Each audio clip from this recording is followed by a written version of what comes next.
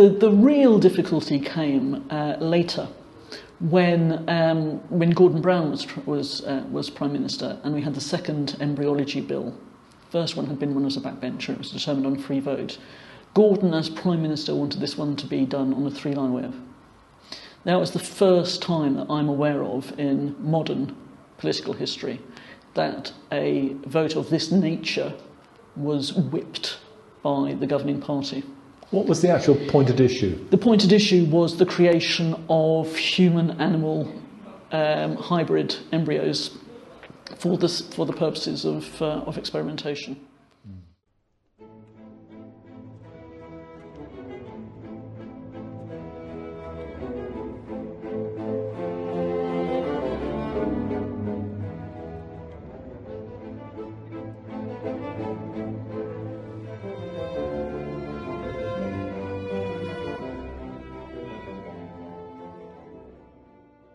Hello and welcome to this edition of the New Humanum channel. My guest today is Ruth Kelly. Ruth had a meteoric career as a politician, rising to be Secretary of State for Education under Tony Blair. She still holds the record as the youngest ever female member of the British Cabinet. In 2010, she stepped back from active politics and since then has been involved in higher education. Ruth, welcome to New Humanum. Thank you. Ruth, tell me, was faith always an important factor in your life? Has faith always been something there for you? Yes, I mean, both my parents were practicing Catholics and very devout, actually. So they were very profound influences in my life. So I was brought up, as you said, cradle Catholic. I don't suppose I really sort of interrogated my faith, as it were, until I was at university. And it was there that I met people who were incredibly influential in my life, and I decided that, yes, I wanted to sort of be a committed Catholic at that point. Did it cause problems for you as a young person? I mean, did you ever feel the pull of moving away from your faith and, becoming like everyone else? Was that never a question for you? I really tried to do both. I tried just about to keep the faith going at university while going out and having a good time and enjoying all the parties that my colleagues were attending and having fun at, and there was tension there clearly, but while I was having a good time and enjoying myself, I was also exploring more into the background of my faith and reading a lot. I started studying medicine at university and I switched to politics, philosophy and economics, and I started reading quite a lot, for instance, about natural law, theology. And I suppose I became intellectually very convinced, as well as just having an emotional sense that faith was a good thing. Were you very political at university? No, not at all. I didn't come from a political background. My parents are Northern Irish, and sort of politics was not something you ever talked about in polite company in Northern Ireland. It sort of put you on one side or other of the table. And so we talked about faith quite a lot when I was growing up, but I don't actually remember having a political conversation. So when I went to university, I never met a politician. I wasn't a member of a political party. I didn't go to politics, or Labour clubs or anything like that. I think I went once with a friend to a Labour club meeting. And it was only after leaving university that I decided to join the Labour Party. Because you actually became a journalist, didn't you, soon after leaving university? And you were at Oxford, we should say. So you were exposed, I suppose, at college and in the university to an atmosphere which was intellectually stimulating, but also quite political, I imagine, in those days. Yes, I was at Queen's College in Oxford, which was one of the least political colleges. It was very sporty, lots of northern students. It really wasn't very political. I was quite involved in the Junior Common Room, the JCR, which was the sort of student representative committee. I was ENTS officer. I organised the parties. I wasn't really involved in the politics at all. You had quite a stellar academic career, didn't you? You gained scholarships at school level and then you went on to Oxford. You were obviously, I'm not flattering you in any way saying this, you were obviously a very bright young person. and ended up very well-educated young person. You were sort of talent spotted by the Labour Party, were you, once you left university? I read that that you actually did an interview with Gordon Brown, and you caught his eye.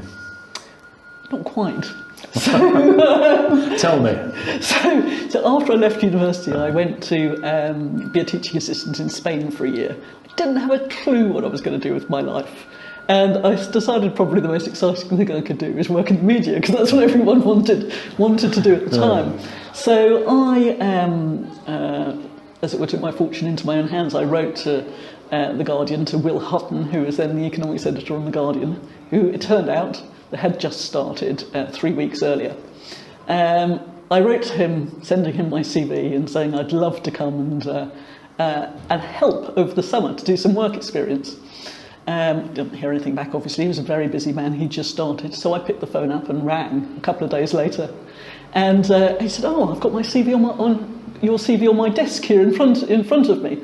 That would be amazing, but there's only one problem, and that's that I'm going on holiday next week for 3 weeks." and I said, "Oh, well, that's a real shame, but maybe I could come in anyway." And you said, did. "Why not?" And I did, and I didn't leave for years. So I started off doing an unpaid sort of work experience, and the Gulf War broke when I was there, and just everyone was on holiday. So having some extra hands around the place really helped. Just looking up information and helping out. So I sort of embedded myself. And then started writing short pieces and then longer pieces, and then eventually was taken on. Now, during that period, there was the general election in 1992, and I became very interested in politics. That's when my political awakening really happened. During that time at The Guardian, I joined the Labour Party. I was a member in Bethnal Green and Bow, as it was then in East London, and I volunteered at Labour HQ in Walworth Road to help out in the economics unit during the general election. And that was my first real experience of the political world. So you joined up you had the 1992 election, a great disappointment for Labour, of course. And then John Smith took over as leader. He sadly died within a couple of years. And then we were into the Blair era, weren't you? And was he, as a politician, and the ideas that he was espousing, were these very attractive to you? Did you think? Yes, I don't think if it hadn't been for Blair, I probably wouldn't have joined the Labour Party, or I might not have done. It's a difficult one to try and work out, really. What was it about him and his ideas which so attracted you? I guess I'm not really in the sort of traditional left Labour mode. I very much favour the role that private enterprise and business can play in creating prosperity and well-being.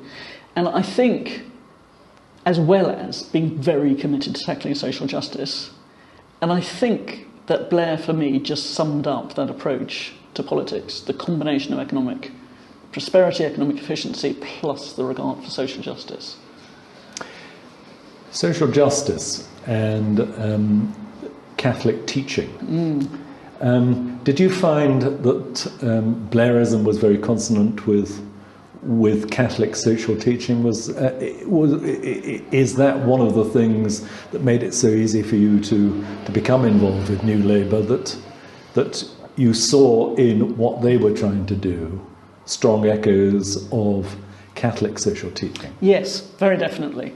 And, I say I wasn't political throughout university and so forth. I was very concerned at the poverty that I saw around me, and very determined, sort of vaguely expressed to myself, but very determined to try and do something about that during my life. I didn't know how. So I was influenced by Catholic social teaching. I might not have called it that, but by the idea that Catholics have a moral duty to get involved, to be engaged, and to try and help those who are less fortunate. And I saw in the Blair approach something I could very much relate to. So there you were, you had a ringside seat as a Guardian journalist, you've become very interested in politics. When did you make the step over to the other side of the fence, as it were, and decide that you wanted to become a politician? Well, first of all, I got very involved in my local party. And the first thing I did, I think, was join the anti-racist sort of movement in East London, because of the very severe issues in the part of London where I lived. And then became involved in canvassing and local elections and, council issues in East London. So I think while I was cutting my political teeth, as it were, in East London, and writing on The Guardian and thinking about the wider sort of political economy, I started to think to myself, well, maybe this is something I could contribute to. And I suppose the tipping point was the whole debate about, and this is a sort of cuts both ways, but the whole debate about all women shortlists in the Labour Party. And then I was thinking to myself, well, if I'm going to do this, maybe I ought to do it now, that this debate is live. As it were, why not just give it a go and see how I get on? Now, I say it cuts both ways because I didn't get selected under an all-women shortlist. But the fact of the matter is, it started to get me thinking about putting myself forward at that time, and probably significantly earlier than I otherwise would have thought of it. Life probably would have got in the way if I hadn't at that time. But I also, at the same time as I was seriously beginning to think about standing in for a parliamentary seat, I was approached by the Bank of England to go and work for them. And I remember being at The Guardian and thinking to myself, well, I could put myself forward for parliamentary as a parliamentary candidate, or I could take this offer up to go to the Bank of England, and that probably kiboshes the whole thing. Well, certainly for the time being. But I'll never get another chance to go and work at the Bank of England, and I will get another chance to stand for Parliament in future. So why don't I just go and work as an economist at the Bank of England for a while, and really do some, as it were, like a real job, as it were, in economics rather than just in the media world, and see how that goes. So I went to the Bank of England not thinking about politics as an immediate ambition. And while I was there, well, first of all, I worked for a couple of years on the inflation report and monetary policy at the Bank of England. And then after a couple of years, I realised that the parliamentary elections were still going on, because they'd been so fraught, and the timetable had been drawn out so much by the whole palaver over all-women shortlists that had caused huge legal wrangles in the Labour Party. They were still selecting candidates. And I thought, well, maybe I should just go for it now. 2 years is a sort of sensible time to be spent at the bank. They're still selecting. The only seats that were still available were the marginal seats in the northwest of England. And I thought, well, I'll go and visit a few. Bolton West had been one of those seats which had been down as an all-women shortlist, where it had been changed post illegal rulings that said they couldn't operate, had been opened up to everybody. I put my name forward and I was selected as the candidate. And this was, what year was this? It would be 95, 96? 96. And what age were you at this point? Oh my goodness. I was in my late 20s. So you were your late 20s, obviously a hot property. 27, I think. 27. Yeah. It's young, isn't it? Without a lot of life experience behind you, but with some very unique experience. I mean, having worked at the Bank of... What did you take away, actually, from having worked at the Bank of England? How did that inform your view of social justice and how politics should be, or what politics could do in an economic sense to achieve the things you thought were important? What was the takeaway for you from that? I think the Bank of England taught me how to think rationally and logically about economic questions, actually. And it gave me confidence. I think more than anything, it gave me the confidence to enter the public debate in this area. So, whereas on The Guardian I would quite happily write about my views, it was good to have them tested and know that I can survive in a world of economists. So more than anything, I think that's what it gave me. I was very involved in the macro front, so about setting interest rates and so forth. So it wasn't really about tackling particular problems of poverty alleviation and so forth. No. And your faith throughout all this time was still front and foremost, was it? Yeah, really big time, because in 1992 I made a decision to join Opus Dei, which was more or less around the same time as Britain fell out of the exchange rate mechanism. So two very major events in my life when I was working at The Guardian. I was really busy, I was really happy, and very idealistic. I'm glad you've raised Opus Dei, because it saves me the bother of doing it, and it's one of those things that with many people has quite a sinister reputation. They see it as an organisation which is shadowy and is out to achieve things somehow out of the public gaze, and it has this rather sinister feel to it. Of course, not helped by Dan Brown and the Da Vinci Code, which gave the whole thing another gloss. Tell me about what it was that decided you to go into that organisation and how you understood the organisation. Yeah, I didn't really think of it as an organisation. I think that was partly it. I saw it as a way of committing myself to living out a fully Catholic life with help. So I never really considered myself, and I think this caused me trouble later on. I never really considered myself as a member of Opus Dei, although actually theoretically I was, but just as a Catholic, trying to live their daily work well and, offer everything to God. So that's how I saw it. And I sort of thought to myself, well, that's what it's asking lay people to do. Why wouldn't you? Why do you think it attracts so much curiosity and indeed inspires fear in people? Because I don't think that's too strong a way of putting it. I mean, you can read commentaries about Opus Dei which suggest that it's really quite a sinister organisation, but from the inside I'm sure it looks very different. Yeah, I mean, as I say, I don't really see it as an organisation. I see it as some very good people who are trying to help each other and help the world live out better lives. I think some people in Opus Dei have done very well in life. And maybe that causes, issues, particularly outside this country, because there aren't very many people in Opus Dei in Britain. It requires a lot of discipline, though, doesn't it? I mean, you do when you become a member of Opus Dei, there are certain disciplines put on you as a layperson, a Catholic layperson, which would not apply to someone like me, for instance, who is also a Catholic layperson, as it happens.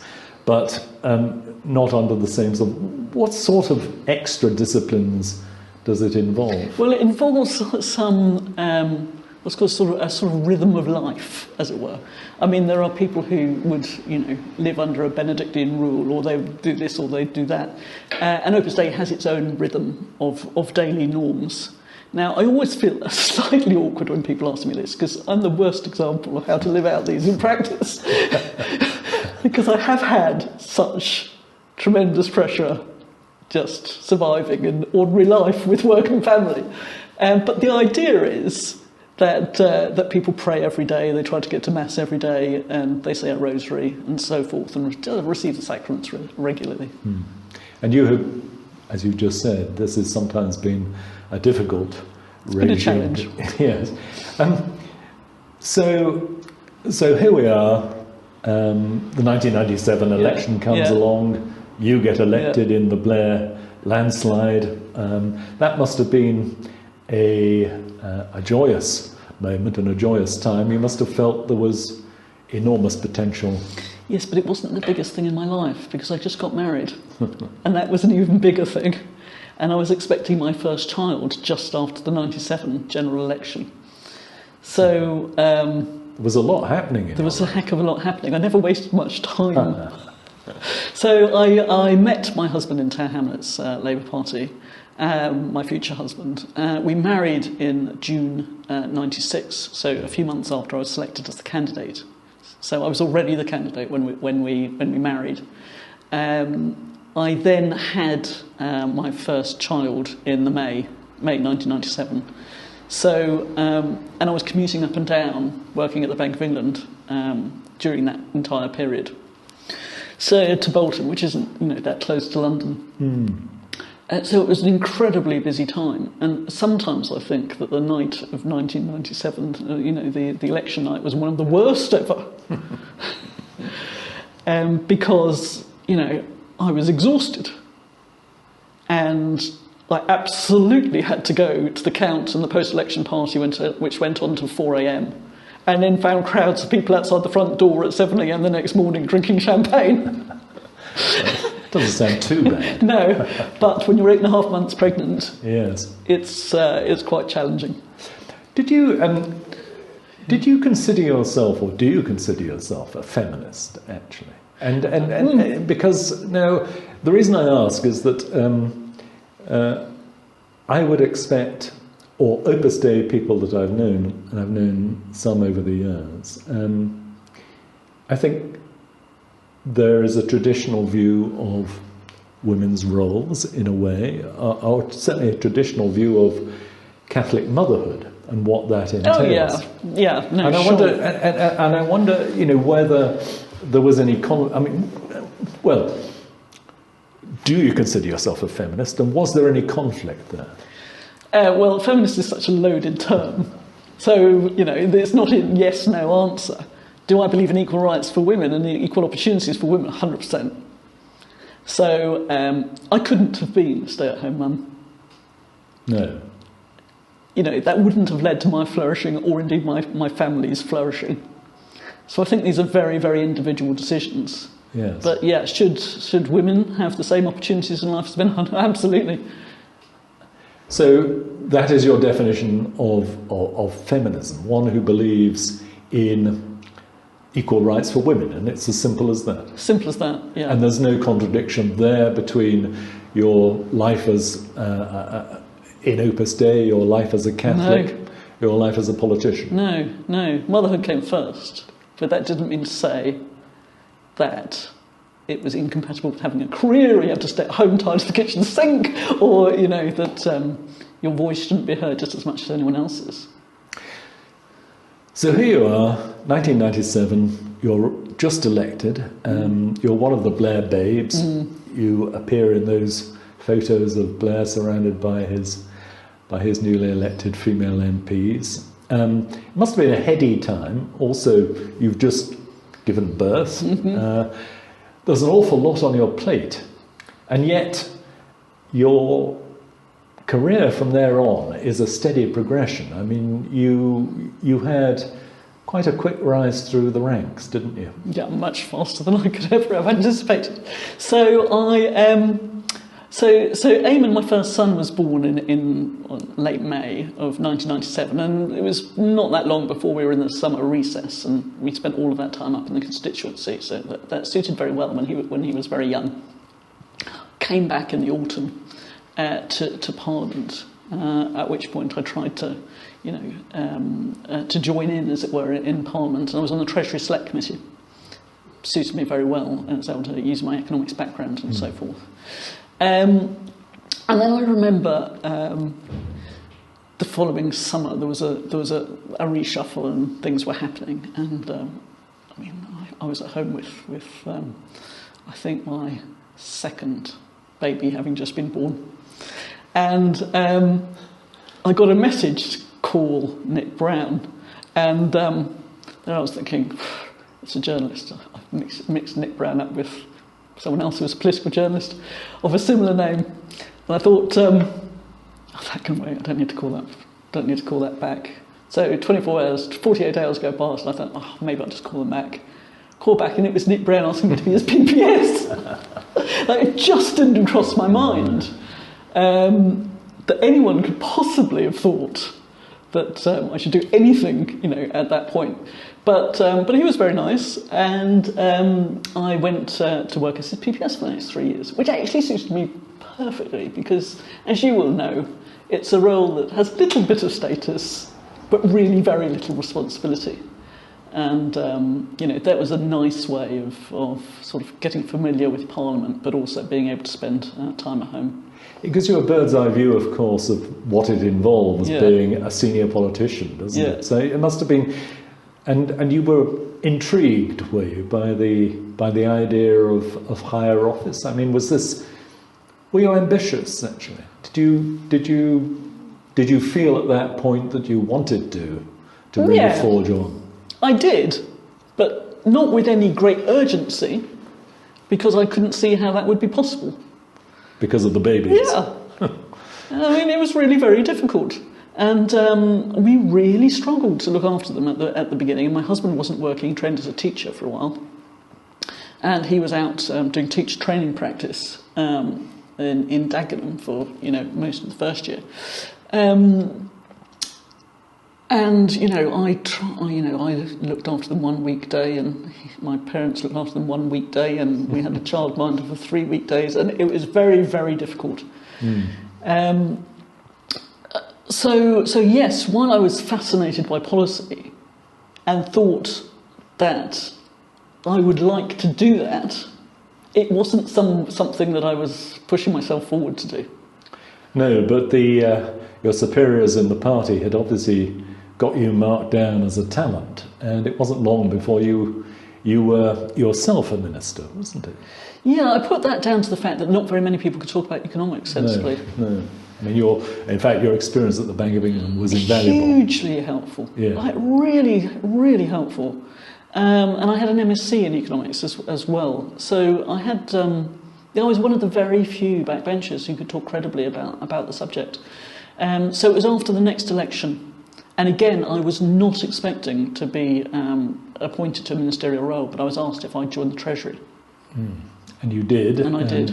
So you were close to Gordon Brown at that time. And what was that like as a working relationship? Well, very interesting, because I hardly knew him at all. We were considered really close allies. And I think I had 2 or 3 private meetings with him in my 3.5-year period. And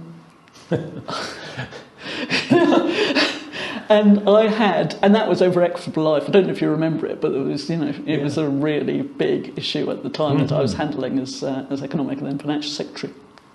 I did the statements in the Commons and so forth, and together I think he looked at, I did 18 iterations of the statement, which he looked at each one and sent comments on. We ended up with one that was very close to the first one.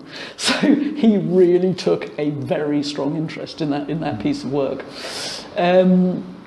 However, we've had a very cordial relationship, and he was not at all interested in anything to do with the city. And I was city minister, and he was quite confident in my handling of those issues. And so it was sort of a good sign that he left me to get on with it.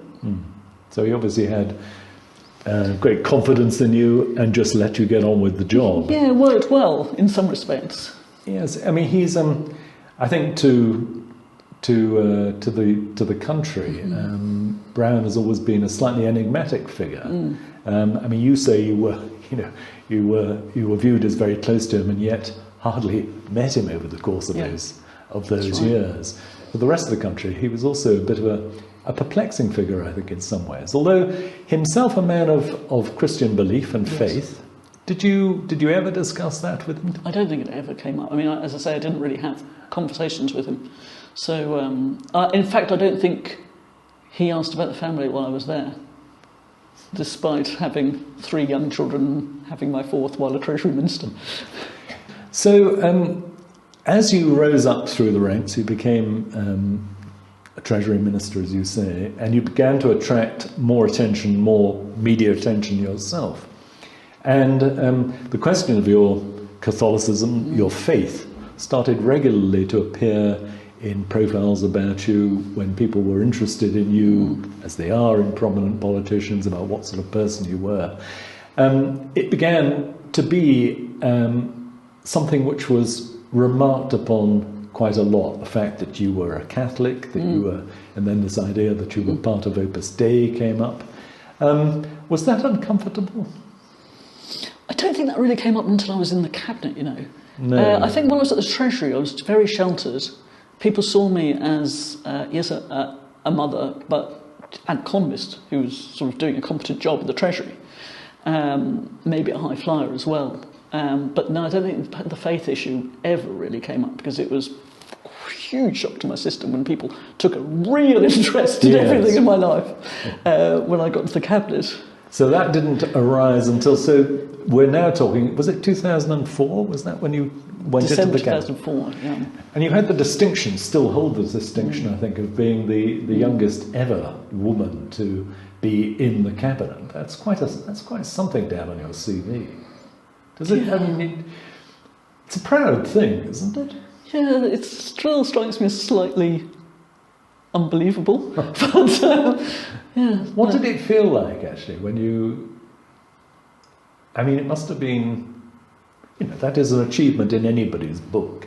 To do it at such a young age, to do it when you're a mum with very young children, you know, this is quite extraordinary in a way. Yeah. Did it feel extraordinary? It felt busy. I think that was the overwhelming impression, or feeling, is I was under intense pressure all of the time. Too much pressure? Too much pressure, yeah, definitely too much pressure. I mean, and also, I was, as you say, I was young. I mean, I sometimes think, gosh, I would have done it better now, but you know. Because you were elevated to the post of Education Secretary, and that particularly because of the Blair mantra, education, education, education. I mean, there was nowhere to hide in that portfolio. Absolutely not. And I should imagine it really was 24/7, wasn't it? It really was, and it was up until the election in 2005, where education was absolutely at the centre of the election campaign. And they obviously chose me because I was a young mum, and it sort of fitted what they wanted to put forward as part of their election pitch. I'd done quite a lot of TV and felt fairly comfortable with it. Mm-hmm. So they were delighted when I accepted. But I've always felt that if you're asked to do something, people are generally better judges of your abilities than you are yourself. Mm-hmm. I'm not sure if it was true in this instance, but I did sort of feel a duty to say yes. I didn't actually think about turning it down. Did you feel actually that did you ever have moments of self-doubt when you thought, I'm not really up to this, maybe? I don't actually think I had time to have self-doubt.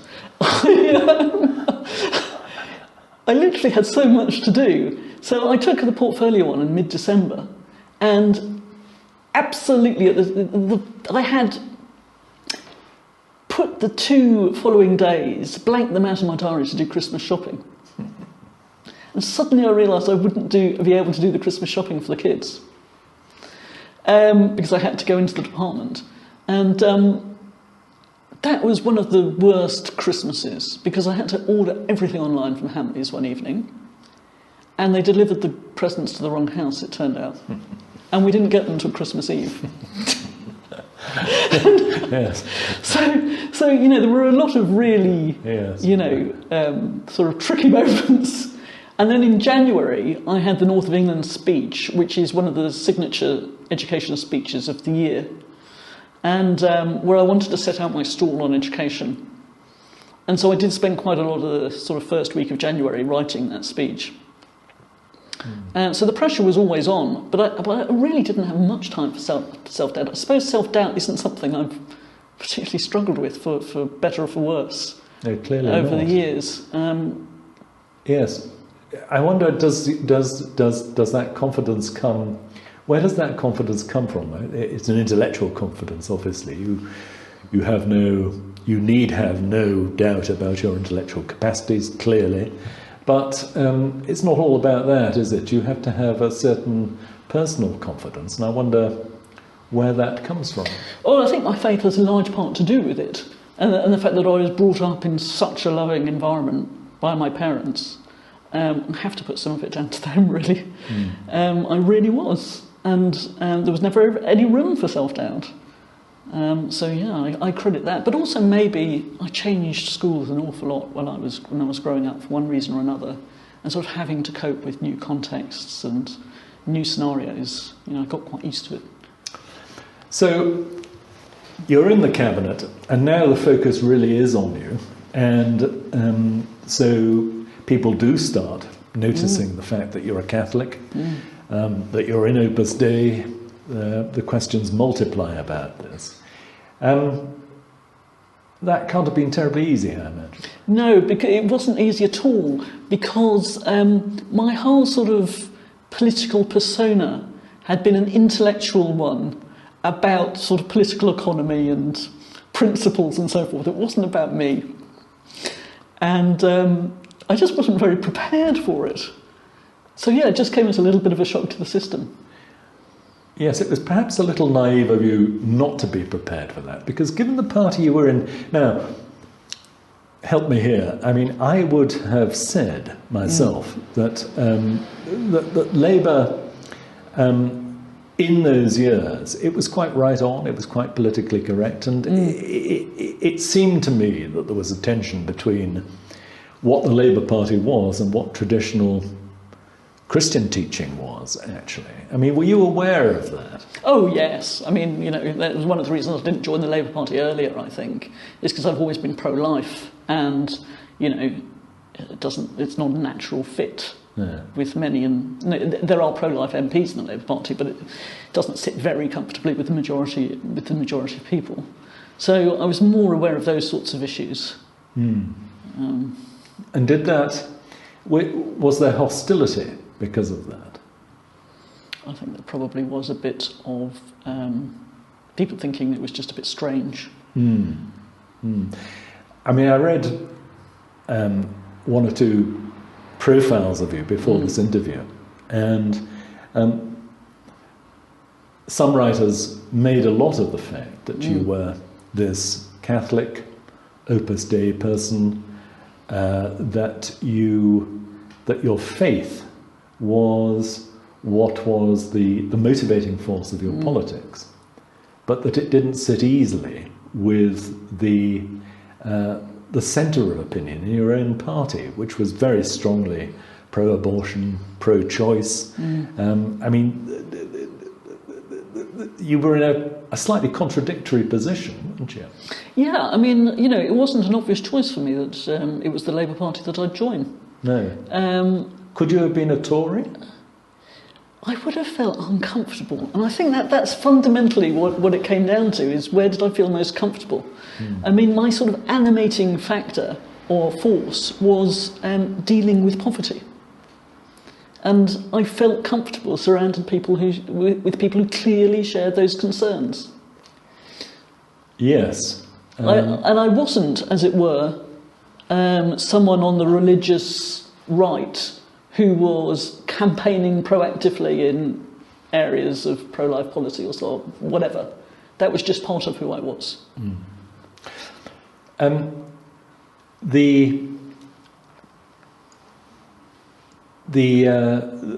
were some quite mean things said about you, and not just about your pro-life position, although I don't think you ever made much of that publicly, did you? No, not really. I mean, your voting record was picked over, and for instance, on certain bills that the Blair government's brought forward on things to do with gay rights, the LGBT agenda, you either absented yourself or abstained, didn't you, on quite a lot of those votes. And people picked up on that. And they began to think, well, Ruth Kelly, she's not really one of us. I think that's probably true. I mean, the places I did speak out were on things like embryology, which I find very clear-cut in my view, and there were very clear pre-votes and debates in Parliament on those issues. Just tell us where you do stand on that, on embryology and IVF and all those things. Yes, I'm not in favour of embryology research, and I believe that life is sacred as of conception. Which put you obviously at variance, not only with the bulk of your party, but certainly with the leadership as well. Did you discuss these issues with Tony Blair, for instance? No, never. No, he did ask me about Opus Dei. He said to me, so you're not going to slip poison into my tea then, Ruth? I said, no. Ironic, given that what happened when he left office and declared himself and came out as a Catholic. Indeed. What did you think about that? I was thrilled. I mean, you can't do these things in public life. You need the time to reflect and engage properly and then make decisions. It's just not possible when you're the subject of intense public scrutiny. Did you ever doubt his sincerity? No.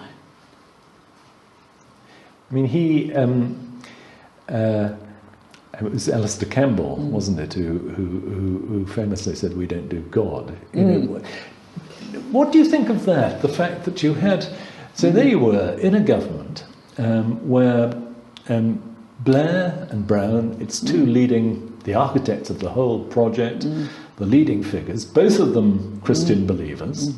Neither of them really prepared to come out and admit that in public or talk about it at all. It reflected the public mood, actually, and the intense sort of secularity of the media and public scepticism about anybody who professes to be religious or have a relationship with God. And there were areas where they were prepared to take that on, but quite understandably, this wasn't one of them. You say quite understandably, but was there not a certain lack of courage there? Yeah, possibly. But you have to choose your battles. Yes. And, you know, we know what happened to Tim Farron when he, was questioned over his religious commitment as Lib Dem leader, and he actually stood down, and didn't he? Stood down and said he regretted some of the comments he was sort of squeezed out of him during the election campaign. Very sad. People don't give politicians the right to have sincerely held personal views. How have we arrived at that position? Well, there has been an increasing secular lobby that has built up over time and that tries to squeeze faith out of public life at every level. I think it's very prevalent in the media. I think there's an intense scepticism and almost a mockery of people who have religious faith. It just makes it very, very difficult to have a rational, serious conversation in public about these issues. I would say that faith is almost invisible in the political sphere these days. I mean, Farron, Tim Farron, as you mentioned, he actually did put his head above the parapet and paid the price for that almost immediately. So the question is, I suppose, whether there is any place for active Christians, for people for whom personal faith is the most important thing in their lives. Does that rule them out then, do you think, from politics? It makes it very difficult. I mean, Theresa May is a practicing Catholic, Christian for all, as far as I know, and she seemed to be able to deal with it quite satisfactorily. Not that she spoke much about her faith, but it was obvious that she was a practicing Catholic. I think there's particular issues about gay rights and the sense that somehow, if you think there are issues to be dealt with in the public arena, if you think, for instance, that the rights of religious groups, and I'm thinking particularly here in my own case about adoption agencies, for instance, for Catholic adoption agencies who choose not to offer adoption services to gay parents, whether their right, as it were, conflicts or how it's treated in relation to the rights of LGBT couples. In today's society, LGBT couples always win. Their rights trump freedom of religious expression. And I do think that specific issue is a very, very difficult one. Well, actually, that specific issue resulted, didn't it, in some of the Catholic adoption agencies closing down Yes, and going out of it business, did. It did. which was a great pity because actually they were agencies which very often dealt with the hardest cases and the most difficult children. Absolutely right. So that must have been a very painful, particular episode for you when that happened. That was probably the most painful episode in my time in political life. Did you raise it at the time? Did I raise it? It was a topic of discussion for some time between me and the Prime Minister and various cabinet ministers and advisors and so forth. Little did I think when I went to the Department for Communities and Local Government that it was going to be adoption agencies that was the issue that was going to take up, so much time and energy and grief. So you raised it with them, and you presumably put the case for conscience and so. I did, and I said I totally accept the case that gay parents ought to have the right to apply to be adoptive parents, but I also think that Catholic adoption agencies, should they choose to, ought to be able to choose the parents they think are best qualified as adoptive parents, which may not include gay couples. And Blair himself was happy with that compromise, but the rest of the cabinet was not. Some of them were, and they shifted to the hostile category after very, very substantial lobbying by external groups, but also by MPs. So what had started out as a quite reasonable compromise, in my view, turned into a very high-profile but internal battle. Not high-profile isn't the right word, but sort of accentuated battle inside government.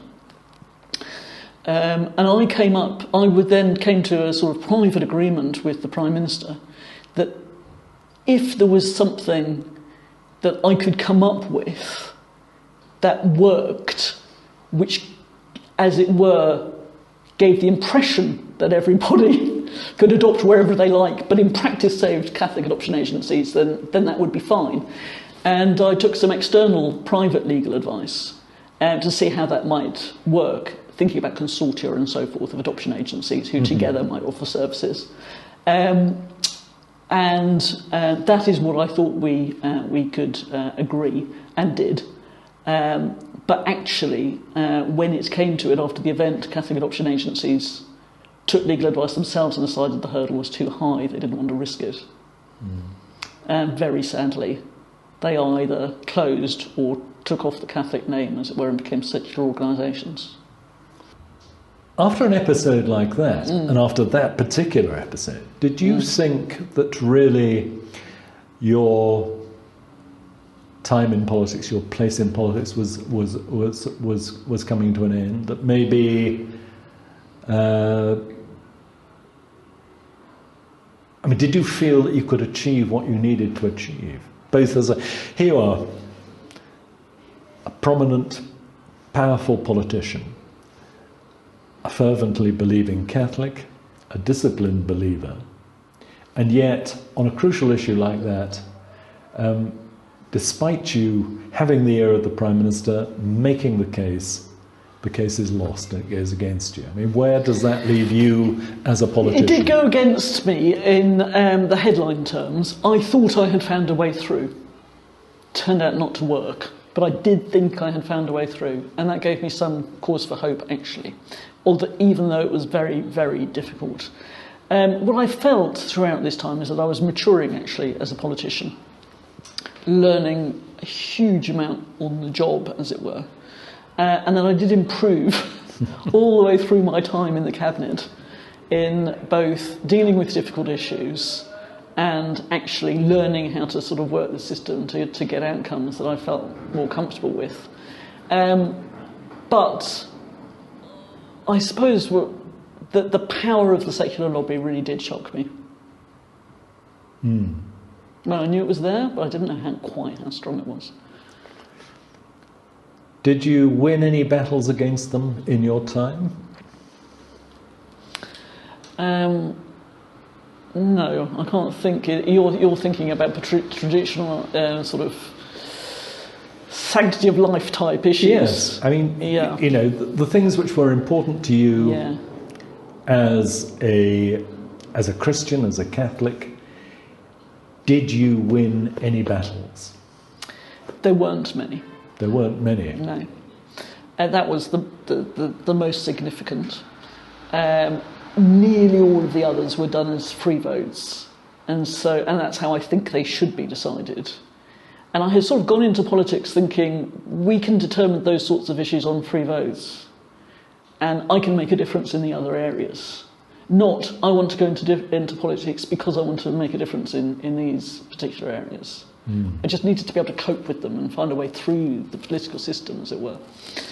The real difficulty came later, when Gordon Brown was Prime Minister, and we had the second embryology bill. First one had been one as a backbencher; it was determined on a free vote. Gordon, as Prime Minister, wanted this one to be done on a three-line web. That was the first time that I'm aware of in modern political history that a vote of this nature was whipped by the governing party. What was the actual point at issue? The point at issue was the creation of human-animal hybrid embryos for the purposes of experimentation. And you were whipped? Yes. So at that point, I went to see the Prime Minister and expressed how difficult I found this issue. And we came to an agreement, actually, that the second reading of the vote, I and two other Catholic cabinet ministers could abstain on, that the amendments to the bill, which would include these various clauses on animal-human embryos, would be subject to free votes. So I was quite happy with that. Abstain on the second reading, have a chance to vote against them, the amendments. But the problem then was that he would not relent on the third reading, which puts that bill on the statute book. And of course, all the controversial amendments have been passed overwhelmingly in the Commons. And I could not vote in favour of that bill going in the statute book. Between second reading and third reading, I had resigned from the government. So I was able to vote against it. You were famously loyal, actually, throughout your time. So that was the... You were not a rebel, were you? No. You never wrote it. I don't think you ever defied the party whip. But that issue was a red line. Point. That was a red line issue for me. Yeah. Absolutely couldn't vote in favour of something I knew to be morally wrong. And was that the point at which you decided that your political career was running its course, that maybe it was time to step back? Yeah, I mean, many things collided at the same time. One was there was no way I could be in a government that whipped votes of conscience. Couldn't do it. Secondly, I'd been in the cabinet for a number of years, and my children were just hitting their teenage years, my eldest, at that time, and I'd seen the toll taken on the families of high-profile politicians in the past. And third, it was possible we were going to confront a long period of opposition, and to be honest, spending all that time in Parliament for years and years and years and years, potentially, without the chance to have an influence on policy, wasn't a good trade-off with being at home more for my family. So all of those three things came together at the same time. So you stood down at 2010, didn't you, in the 2010 election? I mean, had you not done so, you could still be there now, I suppose, in Parliament, in opposition still, as you say. Looking back up then at, what was this? This was 13 years, wasn't it, as an MP, from first election in 97 through to 2010. A stellar career. You rise, you're in the cabinet. Looking back on it, years of achievement, what, from the perspective of someone like you, a person of faith, a person of deep Christian faith, what, if anything, do you think you achieved? What good did you manage to do as a powerful politician in that period? Probably less than I thought I would be able to Yes. as a leading politician, and I've become sort of realistic about what politics can change, and measures that I introduced. Well, some of them were just frankly overturned by the next government that comes along, which I guess is just politics for you. Some of them I do think really helped. For instance, when I was in education, I'm very much in favour of subsidiarity in the Catholic social teaching tradition of doing things at the lowest possible level. So I was very much in favour of parent-led schools, of faith schools, of diversity in the education system and so forth. Not a traditionally left position, but very much a traditional Catholic social teaching position. I was able to further that quite significantly, the same in the local government job. And there were specific measures that I'm quite happy that I brought in. But I really came to the conclusion that the changes that are made in politics that have the most sort of long-lasting impact are those which go with the grain of the culture. Mm. And if you want to really make change, you have to change the culture. Mm. That's where ideas are fermented. Mm. That's where political opinion grows from. And if you're going with the grain, you can make change. If you're not, very, very difficult, or it will be overturned. Suppose now you're in a position to give advice to the young Ruth Kelly of 25, 26 years old. And that young Ruth Kelly is just contemplating perhaps going into politics. What would your advice be? I just don't know. I don't regret having been there. I mean, that would be ridiculous to say. It was an absolutely extraordinary thing to be able to be involved in. I'm not quite sure what what long-lasting change I managed to bring in. Maybe in some areas. If you really want to change things, you probably have to be very close to the Prime Minister. Mm-hmm. In some areas I was. So on education, I worked extremely well with Tony Blair. It's difficult to know. Do you think that there is a place, though, in Parliament and in our politics more generally for the person of faith still? Oh, yes, I very much do. I think it's probably easier in the Conservatives, actually, than in the Labour Party. Does it ever strike you you were in the wrong party? Oh, I don't know that it's a party for me. I mean, we're each we come with our unique views and so forth, and I did pretty well in the Labour Party, so... Okay, this question of changing the culture. When you look across the Atlantic and you look at, what we term, it's an overused phrase, but culture wars and the culture wars. It has often seemed to me that in America they have a real red-blooded culture war, where things like, for instance, the pro-life, pro-choice divide is very much central in politics. Now, we don't have that here, do we? It's as if that as an issue is simply not an issue, really. Yeah, why is that? Why is that? I don't. It's a really, really interesting question. But we British Reserve don't. I call myself British there. I'm not, half British, half Irish.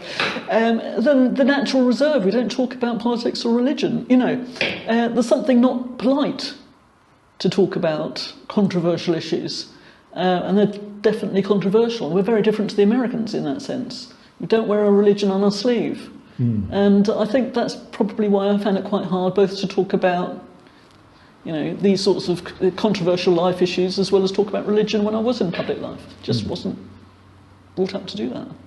Do you regret the fact, though, that we don't have those issues in public life, that you can't, we don't do religion, as Campbell said. There was a good reason for that, I think, because people don't, it's a turn-off for people, and yet surely... these are the issues which, in some ways, lie right at the centre of the culture. I do regret it, and politics should be a dialogue between faith and reason, and we ought to be having deliberative debates about how to promote the common good, and we're very, very far from that at the moment. So how do you change that, do you think? You change it by in the culture. So that's actually why I went to work for a university, for instance, when I left politics, not immediately, but afterwards, because I think it's in universities, it's in think tanks, it's in the media, and so forth, that you can have real dialogue and real debate. Universities particularly should be areas where that sort of really intense debate can take place. It seems to me that at the moment, the university sector, academics, the academy generally is quite hostile to religion, isn't it? I think that's increasingly the case, which is why I went to St Mary's University, which is a Catholic university, where these sorts of debates are very much part and parcel of its makeup. So, for instance, I'm taking a part in a debate in a few months' time at St Mary's between a Hindu and a Jewish professor and myself and a Muslim professor at St Mary's. And it's just wonderful to have those types of engagement where faith is regarded as sort of normal and part of that public dialogue. Do you accept the often repeated trope that Britain is now a post-Christian country? I think there's a large element of truth in that. I think particularly among the younger generation, people don't feel religion is relevant to them, and they're not very familiar with it. Even people who go to Christian schools aren't very familiar with the tenets of the faith. They have all sorts of strange ideas as to what it means to be Catholic or Christian. And, as you say, faith is just not part of the public discourse. That's a very worrying thing, though, isn't it?